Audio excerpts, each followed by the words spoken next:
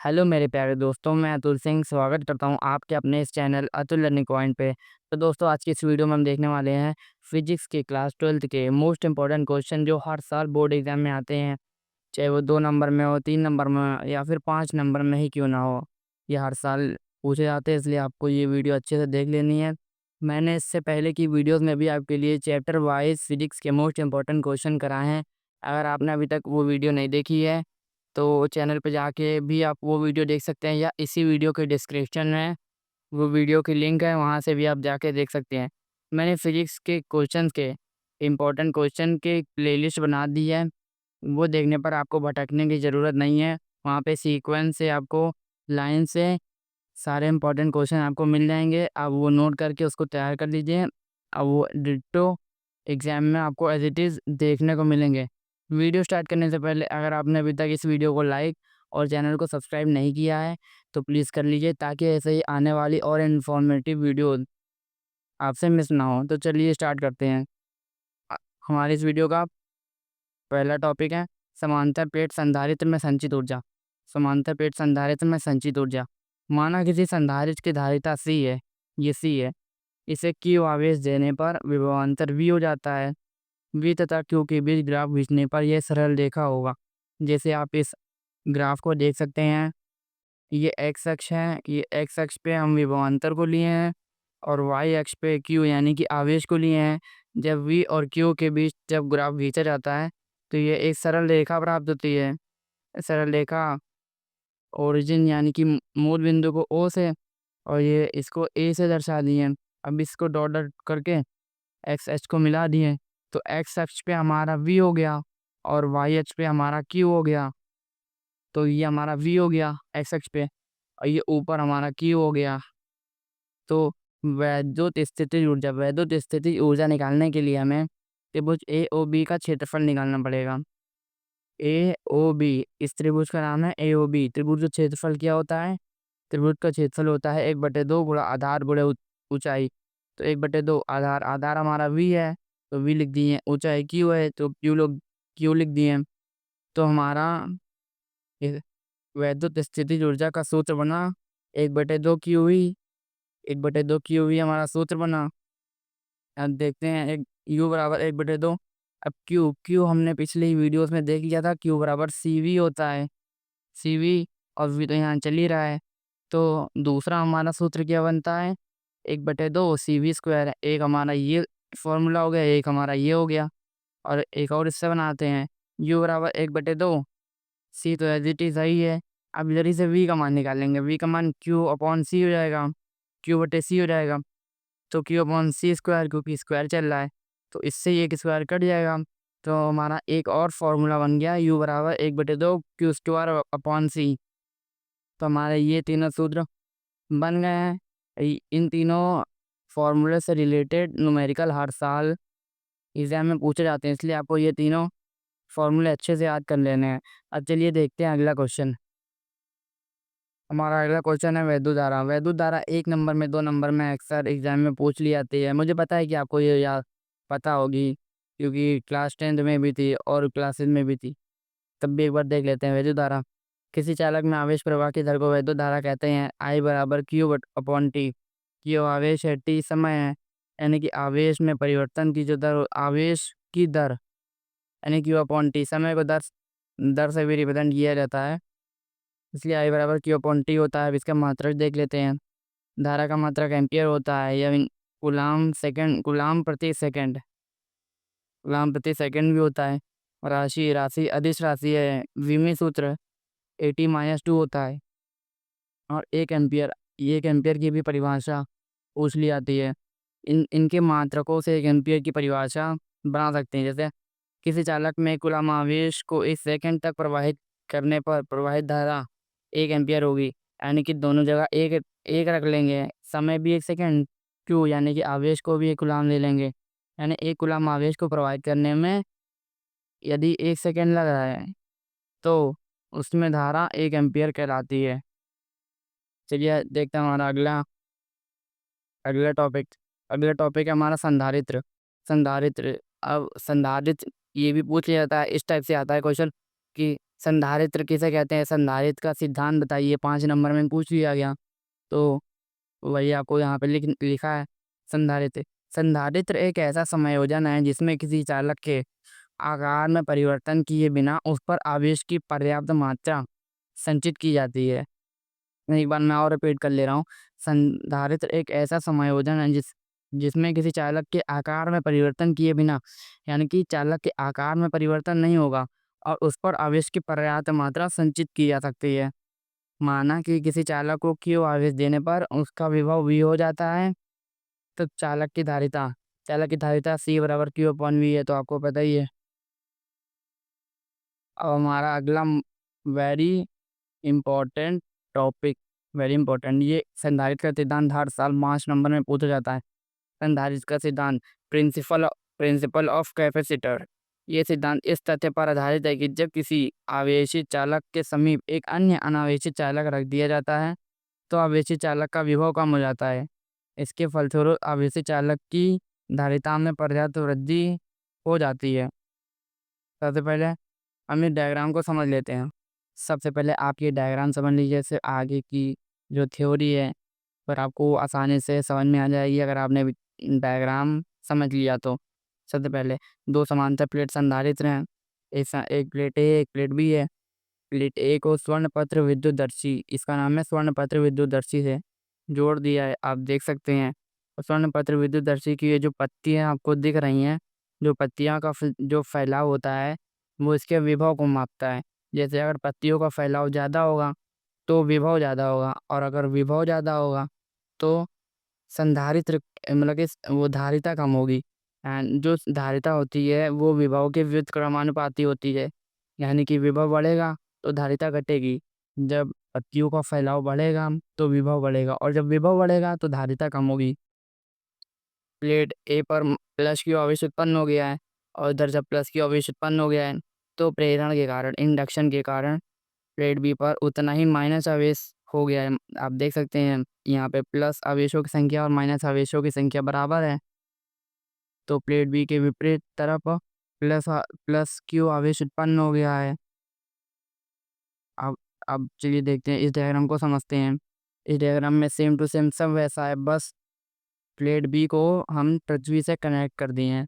ये जो साइन आपको जो दिख रहा है ये पृथ्वी का है। जब हम पृथ्वी से जब कनेक्ट कर दिए तो जो प्लेट बी पर जो एकत्रित जो इलेक्ट्रॉन है वो धरती पर चले जाएंगे, धरती में चले गए। आप देख सकते हैं जो इलेक्ट्रॉन है वो इस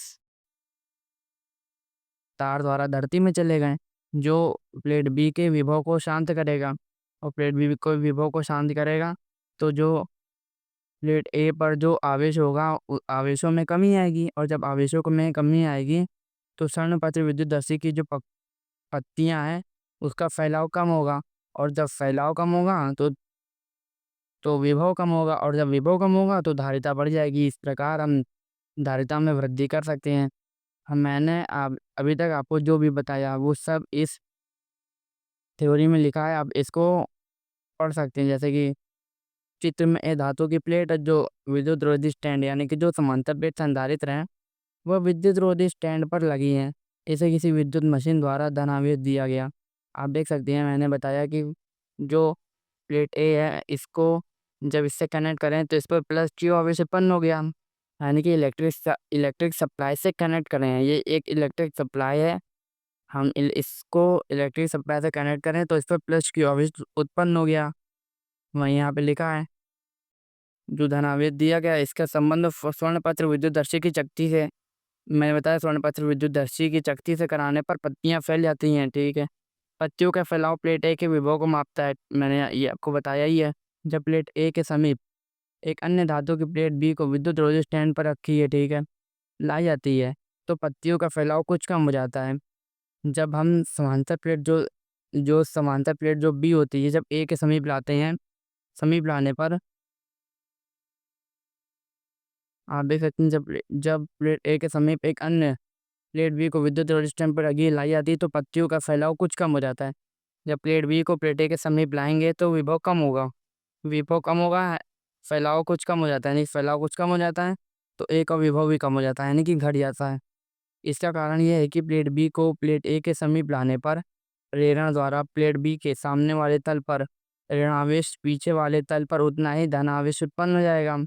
मैंने आपको बताया, आप देख भी सकते हैं कि यहाँ पे माइनस माइनस आवेश और उसके विपरीत तरफ प्लस प्लस यानी कि धनात्मक आवेश एकत्रित हो गया। पीछे वाली तरफ उतना ही धनावेश उत्पन्न हो जाता है। प्लेट बी का ऋण आवेश प्लेट ए के विभव को कम करने का प्रयास करता है। यानी कि जो प्लेट बी पर जो ऋण आवेश उत्पन्न हुआ वो प्लेट ए के विभव को कम करने का प्रयास करता है।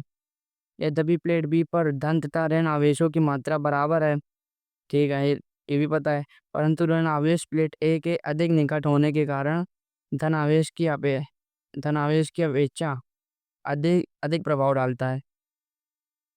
यद्यपि प्लेट बी पर धन तथा ऋण आवेशों की मात्राएं समान है, परंतु ऋण आवेश प्लेट ए के अधिक निकट होने के कारण धन आवेश की अपेक्षा अधिक प्रभाव डालता है।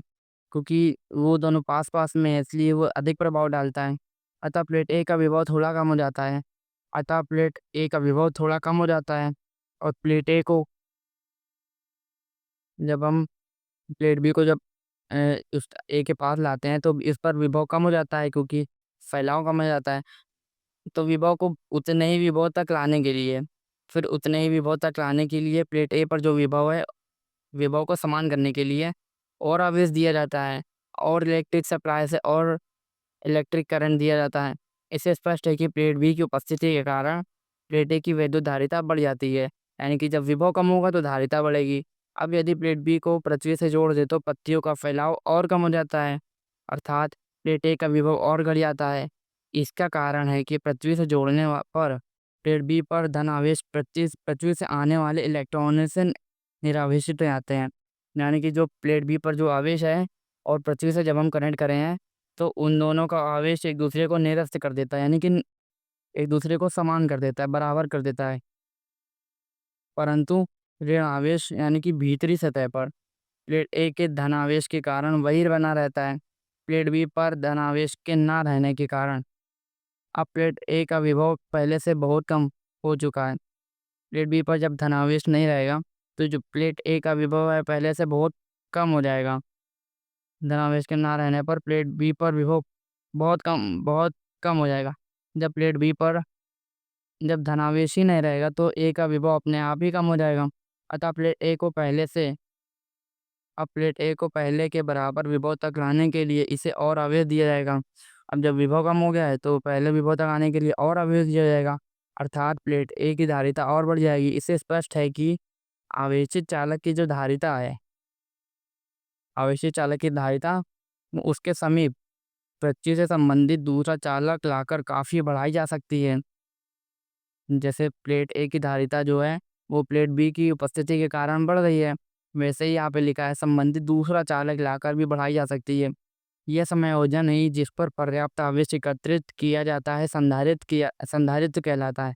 यानी कि उनमें जो आपसी में जो स्ट्रक्चर बनी है, जो संरचना बनी है, उसे ही संधारित्र कहते हैं।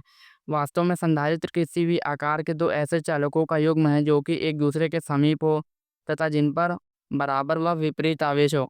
चालकों को संधारित्र की प्लेटें कहते हैं। वो जो चालकों को संधारित्र की प्लेटें कहते हैं, यानी कि प्लेट ए और प्लेट बी को संधारित्र की प्लेटें बोलते हैं। मुझे उम्मीद है कि आपको ये संधारित्र वाला टॉपिक आसानी से समझ में आया होगा। आप देख सकते हैं मैंने आपको इसको डायग्राम से भी समझा दिया। अगर आपने थ्योरी को समझ लिया और इस डायग्राम को बना दिया तो 5 नंबर पक्के हैं पे, ये समझ लीजिए। अब चलिए देखते हैं हमारा अगला मोस्ट इम्पोर्टेंट क्वेश्चन। ये बेसिकली 2 नंबर का अक्सर एग्जाम में पूछ लिया जाता है। सेलों का विद्युत वाहक बल। सेलों का विद्युत वाहक बल क्या होता है? एकांक आवेश को पूरे परिपथ में सेल सहित, ये पॉइंट लिखना बहुत ज़रूरी है, क्योंकि ये पॉइंट ही सेलों का विद्युत वाहक बल और विभवांतर को अलग करता है। और बहुत सारी समानताएं हैं विद्युत वाहक बल और विभवांतर में। बहुत से लोगों को ये लगता है कि विभवांतर और विद्युत वाहक बल सेम ही होता है, पर ये सेम नहीं होता है। अगर आप सेल सहित नहीं लिखेंगे तो ये विभवांतर की परिभाषा हो जाएगी। एकांक आवेश को पूरे परिपथ में सेल सहित प्रवाहित करने में सेल द्वारा दी गई ऊर्जा को सेलों का विद्युत वाहक बल कहते हैं। इसे ई से प्रदर्शित करते हैं। ई बराबर डब्ल्यू कॉन क्यू। V बराबर डब्ल्यू अपॉन क्यू होता है, वो विभवांतर होता है। पर यहाँ पे विद्युत वाहक बल को ई से प्रदर्शित करते हैं। ई बराबर डब्ल्यू अपॉन क्यू, डब्ल्यू क्या है कार्य है, क्यू क्या है आवेश, मात्रक क्या है जूल प्रति कूलम या वोल्ट। अब चलिए देखते हैं हमारा अगला मोस्ट इम्पोर्टेंट टॉपिक। आप देख सकते हैं हमारा अगला कितना मोस्ट इम्पोर्टेंट टॉपिक है, ये तो आपको बताने की ज़रूरत ही नहीं होगी। विद्युत धारा तथा अनुगमन वेग में संबंध। असल में मैं ये टॉपिक आपको अगली वीडियो में कराऊंगा। अगर आपसे ये वीडियो मिस ना हो जाए, इसलिए इस चैनल को सब्सक्राइब कर लीजिए ताकि आने वाली वीडियो आपसे मिस ना हो, और इस वीडियो को लाइक करना मत भूलिएगा। तब तक चलिए मिलते हैं अगली वीडियो में, तब तक के लिए जय हिंद जय भारत।